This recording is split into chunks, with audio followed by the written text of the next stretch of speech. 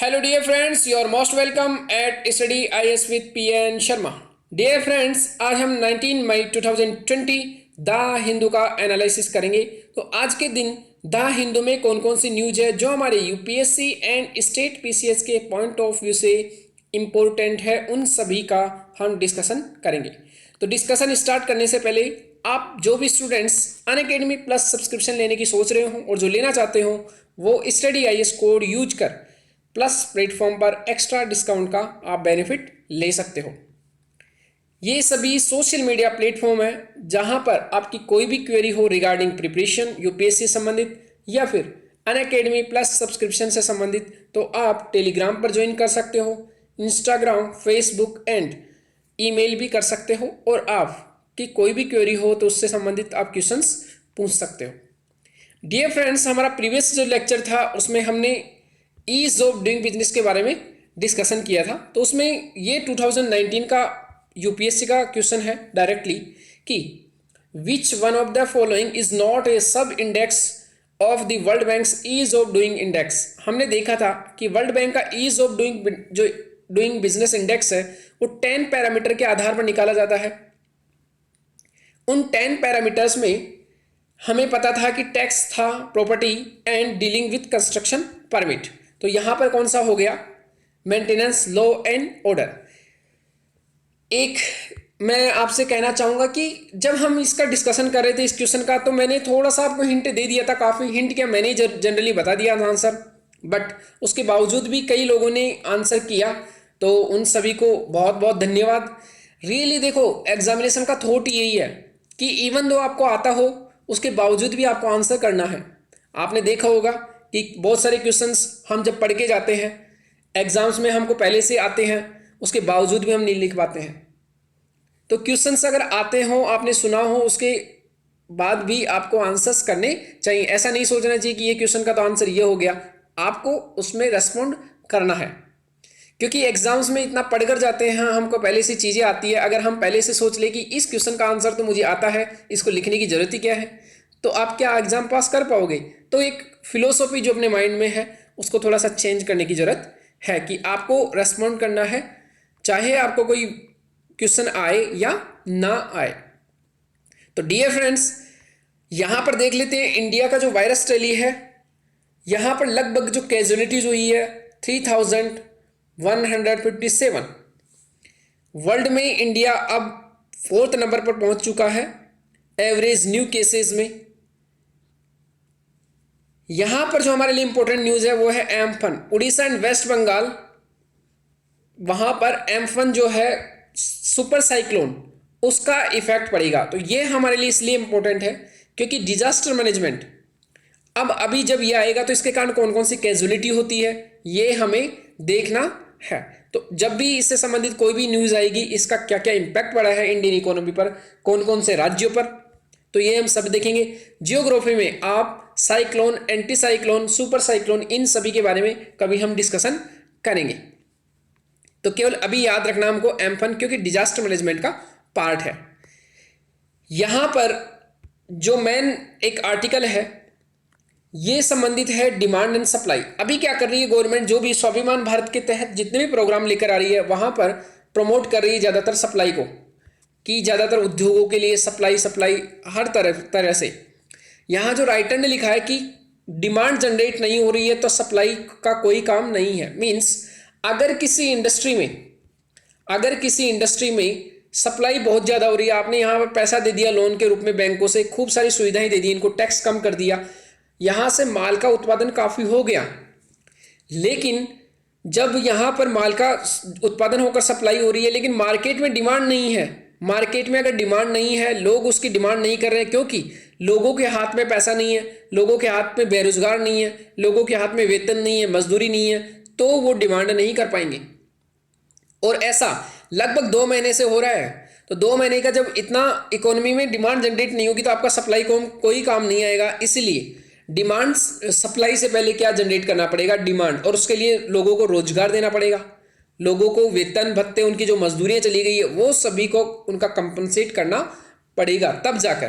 तो ये एक चक्र है कि डिमांड जनरेट होनी चाहिए पहले, उसके बाद सप्लाई। डिमांड जब जनरेट होगी तो डिमांड के साथ सप्लाई स्टार्ट हो जाएगी। सब सप्लाई करने के लिए जब प्रोडक्शन होगा, जब किसी भी कंपनी में प्रोडक्शन होता है तो वहाँ पर आपको एम्प्लॉयमेंट की ज़रूरत पड़ती है, मीन्स लोगों की ज़रूरत पड़ेगी। जब लोग वापस मजदूरी करेंगे तो लोगों के हाथ में पैसा आएगा, ये डॉलर के रूप में या रुपए के रूप में। जब पैसा आएगा तो उस पैसे को वो बचत के रूप में भी उपयोग कर सकते हैं, सेविंग कर सकते हैं, कुछ पैसे को इन्वेस्ट कर सकते हैं और कुछ को कंजप्शन के लिए उपयोग कर सकते हैं। ये सभी के तरीके से डिमांड जनरेट होगी। अगेन जैसे ही डिमांड जनरेट होगी, अगेन सप्लाई, और हमारी जो जीडीपी है, हमारा जो इकोनॉमी है, वो क्या होगा, इससे बढ़ेगा। तो ये पूरा एक चक्र है जो चलना बहुत जरूरी है। Social distancing from the powerless means यहाँ पर जो मेन कंक्लूजन है जो हमको याद रखना है यहाँ पर इस आर्टिकल में, कि सोशल डिस्टेंसिंग उन लोगों से हम एक्सपेक्ट कर रहे हैं जो पावरलेस है, जो नहीं कर सकते। इसलिए यहां पर सोशल डिस्टेंसिंग फ्रॉम पावरलेस किन किन लोगों के लिए कहा गया है, जो मजदूर हैं। यहां पर कोर्ट जो है उसके बारे में भी, कोर्ट को भी यहां पर दायरे में लाया गया है कि टॉप कोर्ट जो है उसने वो सभी काम नहीं किए हैं जो उसको करने चाहिए ऐसे समय में। जो पर्टिकुलर जो पेंडेमिक था उसमें मजदूरों के जो जितने भी लॉज हैं, कानून है, उनका उल्लंघन हुआ है। उनके जीवन की जो स्वतंत्रता थी आर्टिकल 21, उसका पालन नहीं हुआ। बहुत सारे लोग जो मजदूर थे वो दूरियों तक प्रवास करके जा रहे हैं। इन सभी में जो सुप्रीम कोर्ट का डिसीजन है वो सही नहीं रहा, इनका कहना है। बट एग्जाम में हम डायरेक्टली ऐसा नहीं लिख सकते। कई हाई कोर्ट्स ने ऐसे डिसीजंस दिए हैं जो सही में गवर्नमेंट्स के अगेंस्ट थे, उन्होंने सही काम किया था। लेकिन यहां पर कहा गया कि हो सकता है कि सुप्रीम कोर्ट ऐसे रूल्स को, ऐसे डिसीजंस को चैलेंज किया जाए सुप्रीम कोर्ट में, तो उनको बदल दे। और कई बार सुप्रीम कोर्ट ने बदला भी है।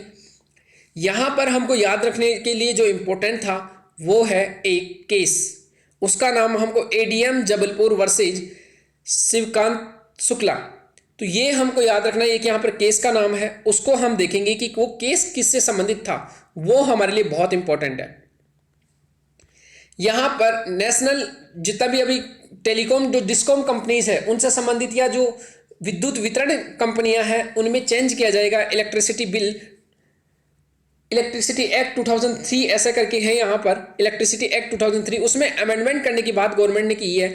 लेकिन जब अमेंडमेंट होगा तब हम देखेंगे कि क्या अमेंडमेंट हुआ, अभी तक अमेंडमेंट नहीं किया है। तो जस्ट याद रखना कि डिस्कॉम कंपनी क्या होती है, विद्युत वितरण का काम करती है। और इनसे संबंधित एक योजना थी उदय, उज्जवल डिस्कॉम एश्योरेंस योजना, बस उसके नाम बारे में आप याद रखना कि ये बिजली वितरण कंपनियों का जो काफ़ी घाटा हो गया है, उनके ऊपर बैंकों का काफ़ी लोन है सिर पर, उसको सही करने के लिए गवर्नमेंट के द्वारा उदय योजना लेकर आई थी सेंट्रल गवर्नमेंट।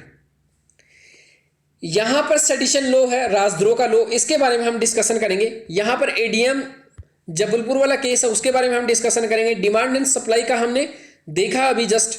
यहां पर accountability can not be placed under lockdown, यहां पर इन्होंने बीजेपी गवर्नमेंट को पूरा क्रिटिसाइज किया है, लेकिन हमारे लिए जनरली जरूरी नहीं इसको पढ़ना। पोस्ट पेंडेमिक वर्ल्ड ऑर्डर कैसा होगा, आएगा जब फ्यूचर में हमको दिखेगा तब हम इसके ऊपर बात करेंगे। यहां पर हमको ये याद रखना है कि post pandemic world order means जो कोविड-19 है, कोरोना वायरस, उसके कारण वर्ल्ड के पॉलिटिकल, इकोनॉमिकल एंड जो स्ट्रेटेजिक पार्टनरशिप है देशों के बीच में, या फिर जो ग्रुपिज्म है, या फिर जितने भी ऑर्गेनाइजेशन है वर्ल्ड ऑर्डर के, जैसे डब्ल्यूएचओ की बात करें या यूएन नेशंस की बात करें, उन या यूरोपियन यूनियन की हम बात करें, सार्क की बात करें, इन सभी पर और इन सभी का क्या इंपॉर्टेंस रहा है इस कोविड-19 को लेकर। क्या ये ऑर्गेनाइजेशन अपने जो एम था, जो गोल था, क्या उसमें सक्सेसफुल रहे हैं या नहीं रहे हैं, तो ये फ्यूचर में भी डिपेंड करेगा। कई बार ऐसा आर्टिकल आ चुका है कि पोस्ट पेंडेमिक वर्ल्ड ऑर्डर क्या होगा, डायरेक्टली सेम वैसे कैसे आर्टिकल, तो आप पढ़ सकते हो। कई बार हमने ऐसे आर्टिकल्स पर डिस्कशन किया है। प्रिपेयरिंग फॉर ए संडेमिक, ये बहुत इंपॉर्टेंट है, इसके बारे में हम देखेंगे पूरा ग्राफिक्स के साथ कि संडेमिक क्या है। ये एक इंपॉर्टेंट न्यूज़ है। तो आज की न्यूज़ में केवल इतना सा ही था। अब हम स्टार्ट करते हैं आज का जो रिटर्न पार्ट है उससे। यहां पर द हिंदू के पेज नंबर 6 पे जब हमने देखा था कि पावरलेस, वहां पर एक केस था ADM Jabalpur versus Shivkant Shukla case 1976, और ये बहुत इंपॉर्टेंट है। यूपीएससी में आप इसको मेंस में कहीं पर भी यूटिलाइज कर सकते हो, कभी ऐसे में यूज कर सकते हो या एथिक्स में यूज कर सकते हो। जैसे ही आर्टिकल 21 आए, जैसे ही आर्टिकल प्राइवेसी से संबंधित आए या पुट्टोस्वामी जजमेंट से संबंधित आए, तो Shivkant ADM Jabalpur versus Shivkant Shukla case 1976 बहुत इंपॉर्टेंट हो जाता है। तो द हिंदू के page number 6, rule of law. यहां पर केस किससे संबंधित था कि रूल ऑफ लॉ होना चाहिए किसी राज्य में, मीन्स विधि का शासन। मीन्स आप मन मर्जी शासन मत करो, कोई law and rule and regulations के साथ शासन होना चाहिए, गवर्नेंस होना चाहिए। ऐसा नहीं कि सरकार जैसा चाहे मन मर्जी के हिसाब से अपना शासन करने लगे। तो यहां पर rule of law and habeas corpus, बंदी प्रत्यक्षीकरण। मीन्स यहां पर अगर किसी को अनावश्यक बंदी बनाया गया है तो उसको 24 आवर्स के तहत कोर्ट के सामने, मजिस्ट्रेट के सामने उसको उपस्थित किया जाता है, और अगर उसका जो गिरफ्तारी है वो सही नहीं है तो उसको छोड़ना पड़ेगा 24 आवर्स के तहत। तो ये दो केस थे, दो मामलों में केस गया।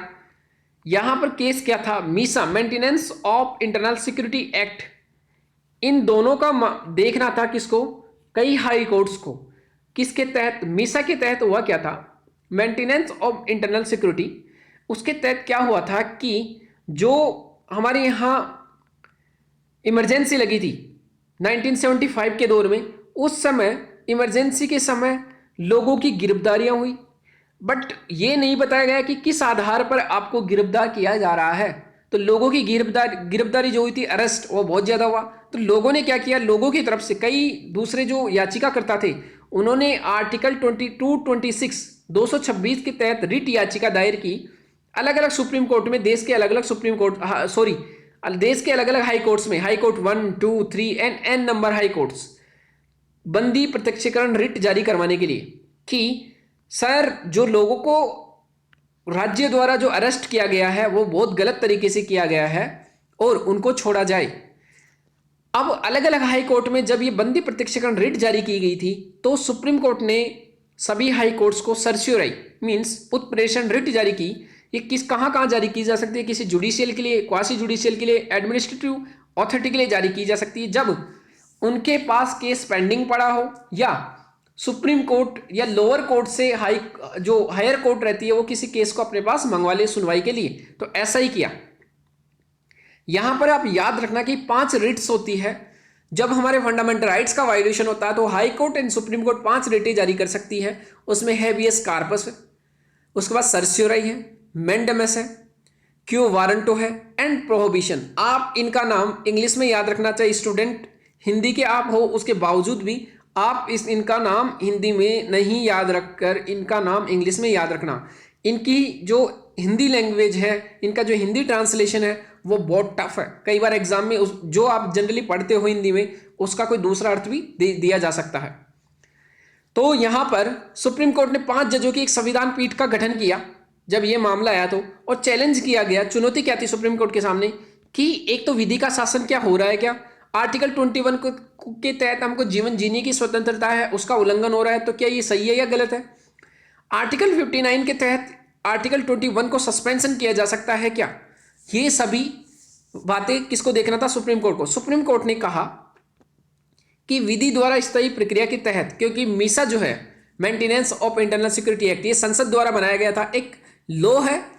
तो लॉ जब है तो उसके तहत लोगों को गिरफ्तार किया जा सकता है। मीन्स विधि द्वारा स्थायी अगर कोई प्रक्रिया है तो आर्टिकल 21 जा सकता है, मीन्स उसको छीना जा सकता है।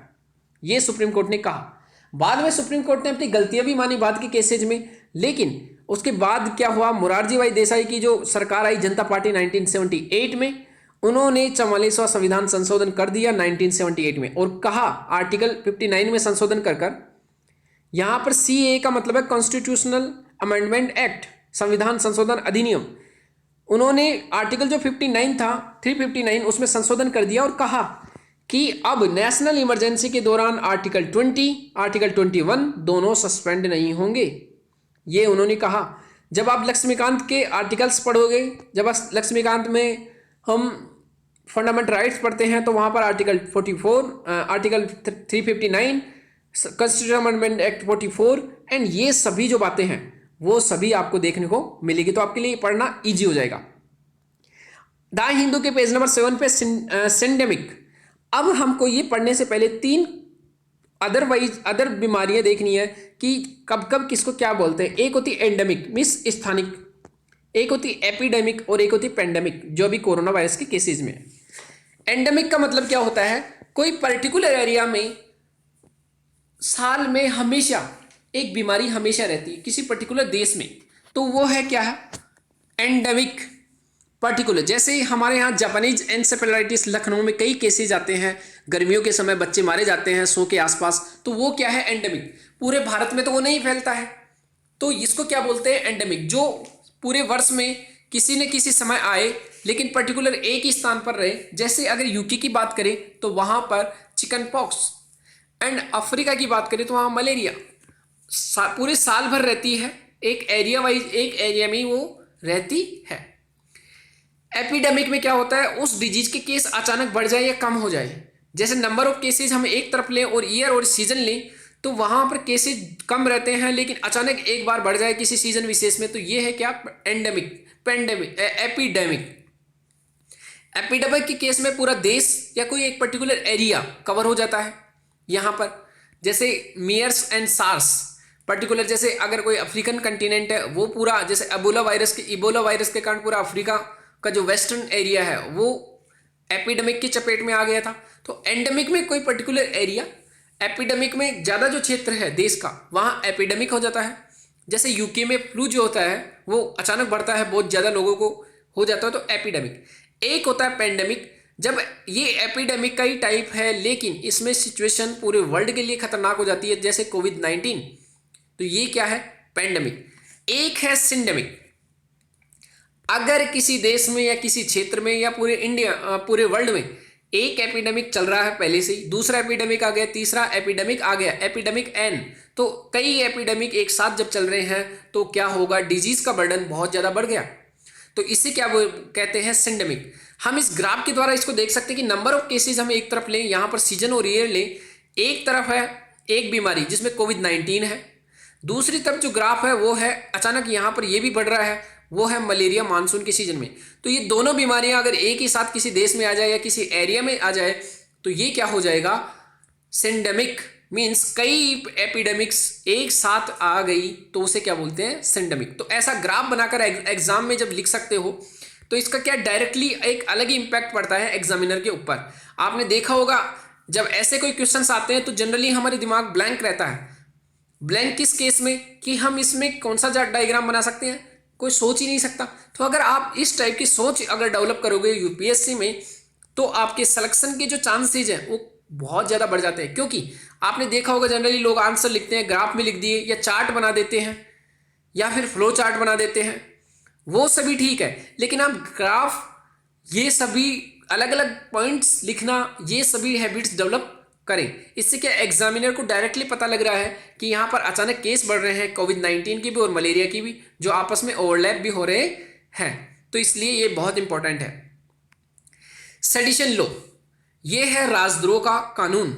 ये आईपीसी जो हमारा इंडियन पेनल कोड है, आईपीसी 124 के तहत किसी व्यक्ति को गिरफ्तार किया जा सकता है। कारण क्या है इसमें, अभी ये न्यूज में क्यों रहा है कि कई लोगों को जो कोविड-19 को लेकर रिपोर्टिंग कर रहे थे, जर्नलिस्ट जिसको हम लोकतंत्र का चौथा स्तंभ बोल रहे थे, कईयों को सेडिशन को केस के तहत नोटिस जारी किए गए, कईयों की गिरफ्तार किया गया।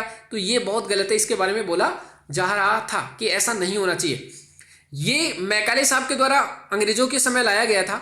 इसमें क्या प्रावधान है कि गैर जमानती अपराध है, अगर आपको इसके तहत गिरफ्तार किया गया तो ये गैर जमानती है, आपको जमानत नहीं मिलेगी।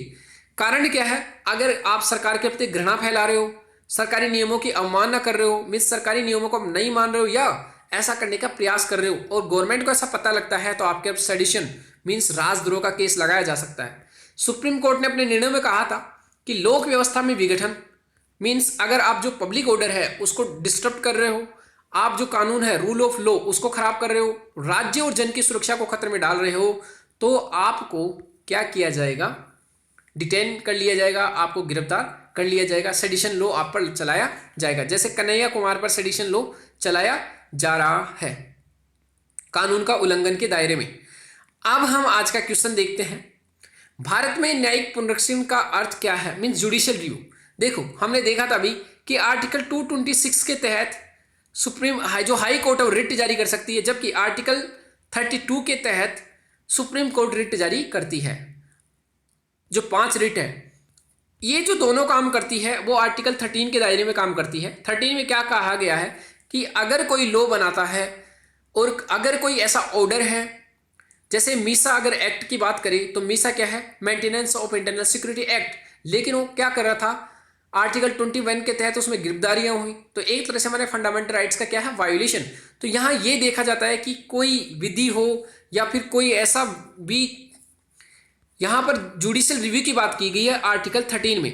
तो ये पता आपको करना है कि जुडिशियल रिव्यू जो है वो होता क्या है। यहां पर देखते हैं, विधियां, कार्यपालक आदेश की संवैधानिकता के विषय में न्यायपालिका का अधिकार मीन्स प्रख्यान करना, कि देखना उसकी संवैधानिकता के विषय मीन्स संवैधानिकता का जांच करना। विधानमंडलों द्वारा निर्मित विधियों के प्रज्ञान को प्रसन्नगत करने के लिए न्यायपालिका का अधिकार। न्यायपालिका का या सभी विधायी अधिनियमों के राष्ट्रपति द्वारा उन पर सहमति प्रदान किए जाने से पूर्व पुनर्रक्षण का अधिकार। न्यायपालिका का समान या विभिन्न वादों में पूर्व में दिए गए अपने स्वयं के निर्णयों का पुनर्रक्षण का अधिकार। तो ये 4 ऑप्शंस है। इन सभी में आप देखोगे कि जुडिशियल रिव्यू का मीनिंग क्या होता है, इसका आंसर आप कमेंट बॉक्स में कर बताओगे। ठीक है, तो my dear friends, thank you very much for today's the Hindu analysis.